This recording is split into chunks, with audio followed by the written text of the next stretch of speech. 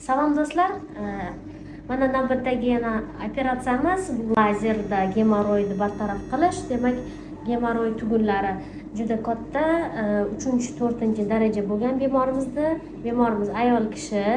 Tug'ruqdan keyin gemoroid tugunlari chiqib ketganiga shikoyat qilib kelgan.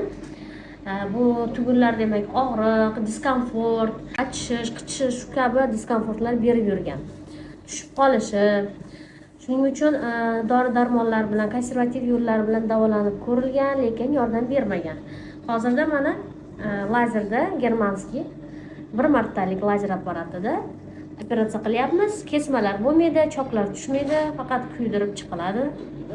Diodniy tok bilan bemorimizda operatsiyadan keyin ham og'riq kuzatilmaydi. Operatsiya jarayoni 10 daqiqa davom etadi. Endi tugunlarning darajasiga bog'liq kasallikni 5 daqiqadan 15 daqiqagacha davom etishi mumkin.